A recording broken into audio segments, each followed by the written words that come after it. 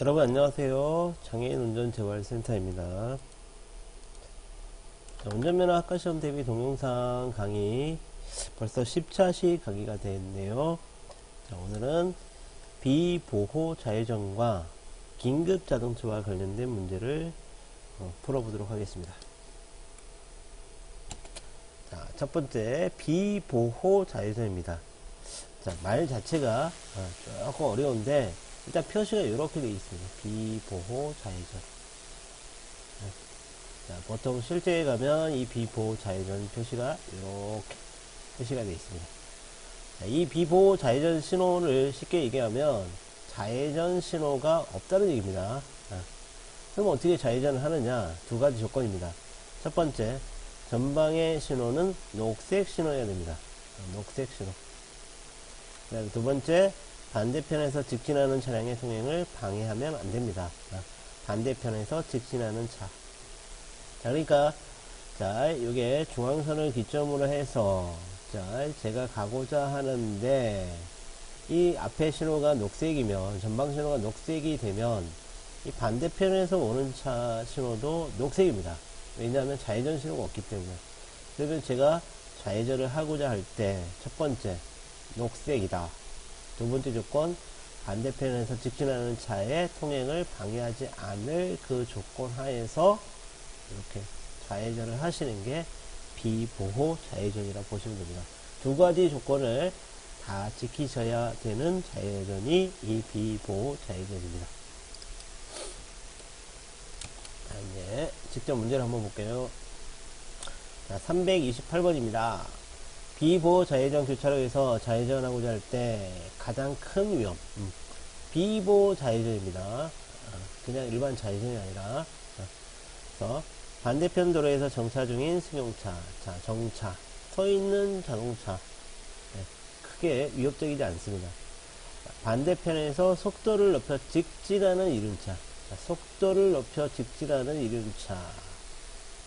제가 비보호 좌회전을 할 때 반대편에서 속도를 높여서 직진하면 굉장히 위험하겠죠. 우측 도로에서 신호 대기 중인 버스. 우측 도로는 이쪽입니다. 제가 이렇게 차가 있으면 이쪽에 있는 도로니까 크게 위협적이지 않습니다. 그 다음에 반대편에서 직진하는 덤프트럭.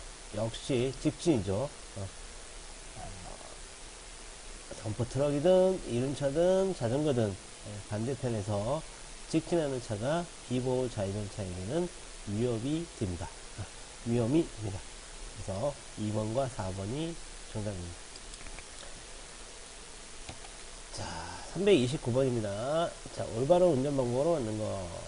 1번. 비보호 좌회전 지역에서 전방 차량의 진행에 주의하면서 직진 신호에 좌회전을 진행한다. 맞습니다. 직진 신호, 녹색이죠. 최고 속도 시속 110km인 고속도로에서 최고 속도가 110인데 120으로 운행했다. 속도 위반이죠. 편도 2차로를 진행하는 두 대의 차량이 후행 차량의 진행을 무시하고 나란히 진행했다. 두 대가 나란히 느린 속도로 가면 나머지 후속 차량들은 갈 수 있는 공간이 없습니다. 또 문제죠. 그 다음에 속도가 운전자 시야에는 아무런 영향을 주지 아닙니다. 상당히 많은 영향을 줍니다. 단적인 예로 시야각이 좁아집니다. 속도가 빠르는데. 그 다음에 330번입니다. 요 표시가 비보호 좌회전입니다. 비보호 좌회전하는 방법에 관한 설명. 전방신호 녹색 확인하셨죠? 직진하는 차, 이렇게 직진하는 차, 요거에 유의를 하시면서 좌회전을 하셔야 돼요. 반대편 직진 차량의 진행에 방해를 주지 않을 때 맞죠? 그 다음에 반대편에서 진입하는 차량이 있으므로 일시 정지하여. 반대편에서 진입하는 차가 녹색 신호를 보고 오는 차이기 때문에 일시 정지하여 안전을 확인한 후 맞습니다. 비보호 좌회전은 우선권이 있으므로 우선권이 없습니다. 우선권이 없기 때문에 그런 조건 두 가지를 당하는 거죠. 그 다음에 비보호 좌회전이므로 좌회전 이것도 말도 아니고요. 적색 등화 아닙니다. 녹색 등화. 답은 1번, 2번 바로 나왔습니다. 그 다음에 331번입니다. 다음 상황. 근데 여기 잘 보시면 이게 비보 좌회전 표시하고 약간 비슷한 것처럼 보이지만 모양이 다릅니다. 비보 좌회전은 사각형 안에 들어있고 이거는 원 안에 들어있습니다. 이거는 이렇게 돼 있고 이거는 이렇게 유턴 표시입니다. 차이가 있습니다. 유턴. 자, 1번 비보 좌회전을 할 수 있는 교차로이다. 아닙니다. 유턴을 할 수 있는 교차로이다. 유턴 맞죠? 그 다음에 차량 신호기에 좌회전 신호가 없다. 좌회전 신호가 있는지 없는지 그거로 확인할 수 없습니다. 유턴 신호가 있는 거 보면 거의 좌회전 신호가 있다고 봐야죠. 그 다음에 녹색 신호에 따라 직진할 수 있다. 직진. 녹색 신호의 유턴. 녹색 신호의 유턴이 이루어질 수가 없습니다. 반대편도 직진 신호가 떨어지기 때문에 그러면 유턴이 거의 불가능하게 됩니다. 그래서 2번과 4번. 그 다음에 332번입니다. 다음 상황. 근데 여기 보시면, 요게 뭡니까? 이렇게 좌회전. 특히, 이렇게 돼 있는 좌회전은 비보 좌회전입니다. 그거 하나 잘 보시면 됩니다. 자, 1번. 최고 속도에 대한 특별한 규정이 없는 경우 시속 50km 이내. 자, 시속 50km. 자, 최고 속도에 대한 규정이 없습니다. 여기 뭐, 속도 제한에 대한 표지판이 없네요. 법정 속도는 1차로는 60, 2차로 이상은 80km로 되어 있기 때문에 50km 이내라고 하는 것도 어폐가 있습니다. 그 다음에 비보 좌회전 표시가 있죠. 그리고 녹색 신호에 좌회전할 수 있습니다. 맞습니다. 그 다음에 3번. 자, 오르막길을 올라갈 때 최고 속도의 100분의 20으로 감속해야 된다. 최고 속도의 100분의 20. 특별한 규정이 없습니다. 그 다음에 횡단보도 근처에 무단으로 횡단하는 보행자, 무단 횡단하는 보행자들이 있을 수 있으므로 안전 운전을 한다. 자, 그거는 언제든지 튀어나올 수 있는 부분이기 때문에 조심을 하셔야 됩니다. 2번과 4번이 정답입니다. 그 다음에 333번입니다. 일레스 문제네요. 자, 다음과 같이 비보 좌회전 교차로에서 좌회전할 때, 자, 조건을 잘 보셔야 돼요. 도로 상황. 자, 신호는 녹색. 그리고 횡단보도에 여기 보행자가 있습니다. 그 다음에 후차석이 멀리 뒤따르는 승용차인데 이거는 거의 무시하셔도 되고요. 그 다음에 전방에서 직진해 오는 요 차 보이세요? 요 차. 자, 요게 녹색 신호라는 얘기는 2차 입장에서 보면 2차도 녹색입니다. 그러면 직진을 해올 수 있겠죠. 자, 문제는 요 차입니다. 자, 요 화물 트럭을 졸졸 따라서 똑같이 좌회전을 하다가 보면 낭패를 보는 경우가 상당히 많이 생길 수밖에 없는 상황입니다. 자, 반대차로 승용차의 좌회전. 자, 그 차가 좌회전. 그 다음에 좌회전 이렇게 오는 거죠.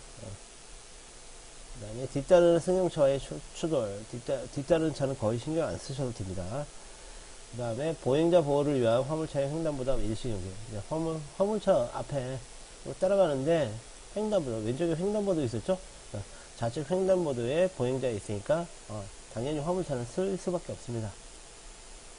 그 다음에 반대편에서 직진하는 차량.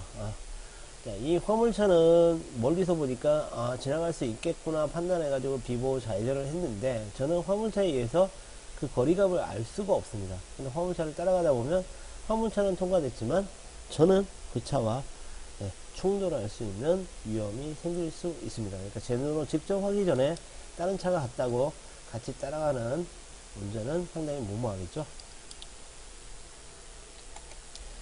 그 다음에 334번입니다. 아이고. 자, 비보 좌회전 표지. 맞습니다. 신호의 간격시 아니고요. 적색 신호 아니고요. 좌회전 신호가 없으면 좌회전할 수 없다. 좌회전 신호 자체가 없습니다. 녹색 신호에 4번. 미리 한번 나왔지만, 녹색 신호에 좌회전을 하시는 게 이 비보 좌회전입니다. 그 다음에 335번입니다. 다음 상황에서 비보 좌회전 할 때 가장 큰 요인. 자, 뭘까요? 자, 차량 신호는 녹색입니다. 자, 요 표, 여기에 비보 좌회전 표시 있죠? 작아서 잘 안 보입니다. 그 다음 반대편 1차로에서 좌회전하는 승합차. 자, 요 차도 좌회전을 하려고 시도를 하고 있습니다. 이렇게 오겠죠? 저는 이렇게 갑니다.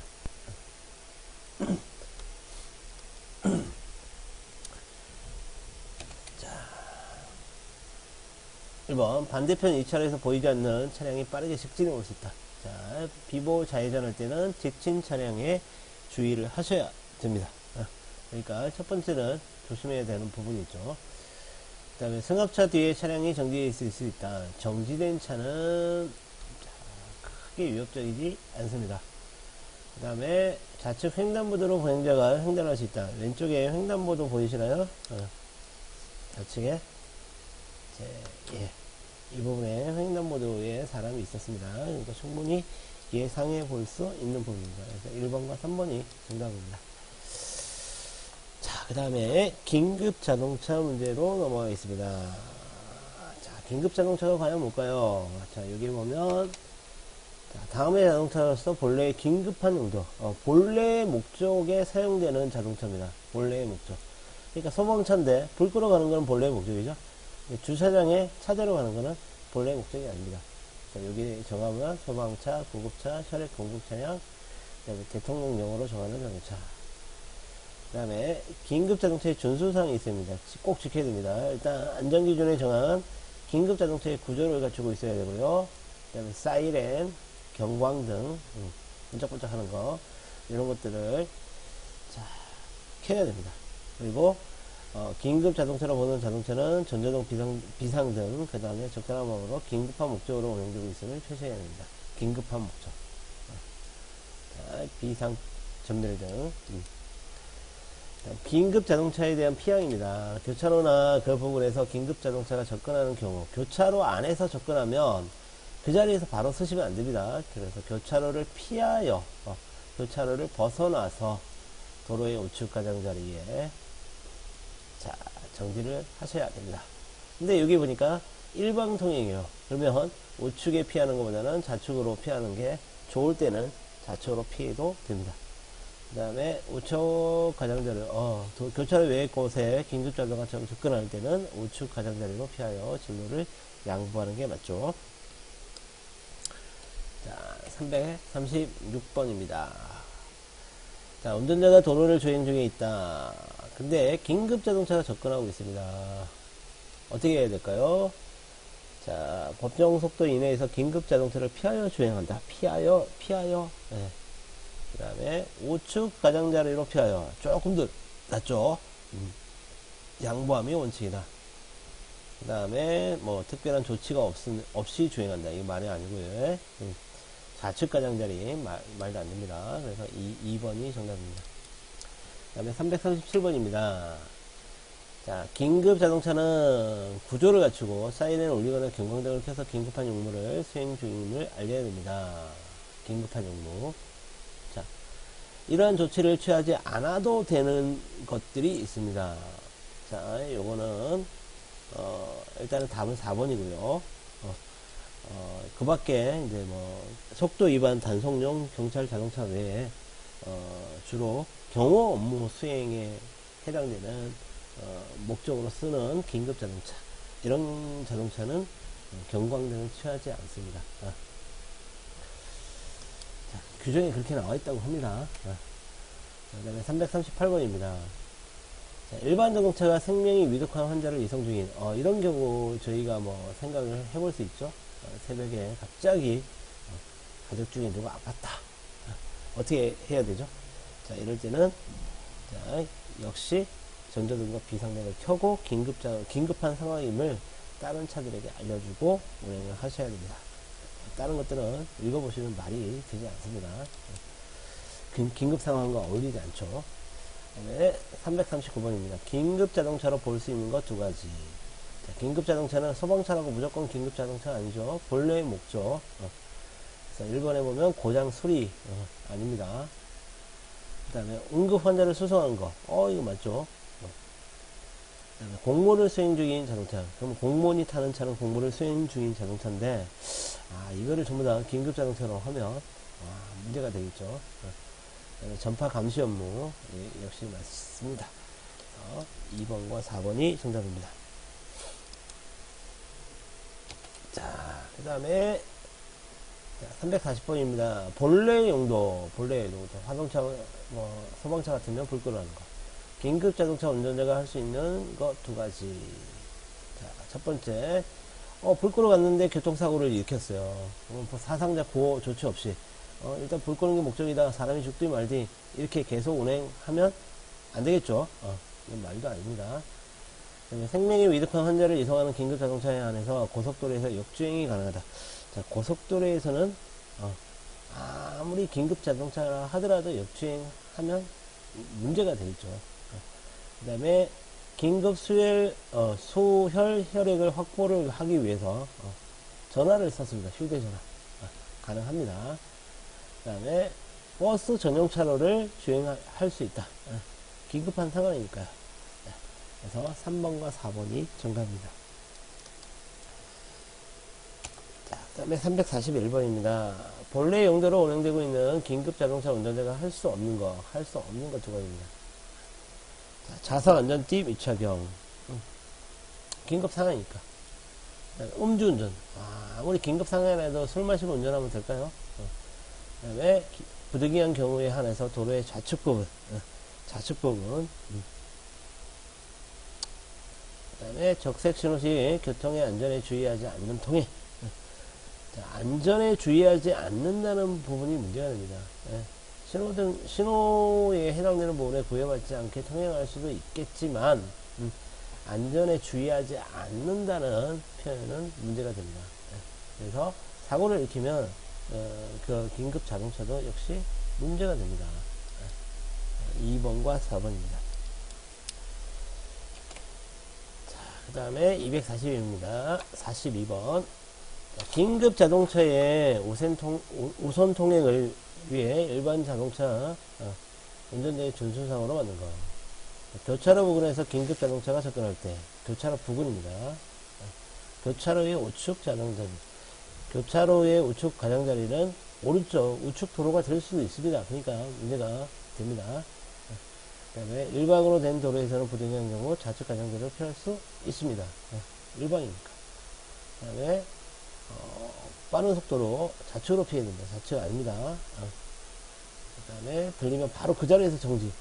그 자리가 교차로가 된다면 교차로 안에서 정지하는 건 오히려 교통 체증을 유발할 수가 있겠죠. 그래서 교차로를 벗어나서 우측 가장자리입니다. 1번, 2번이 맞습니다.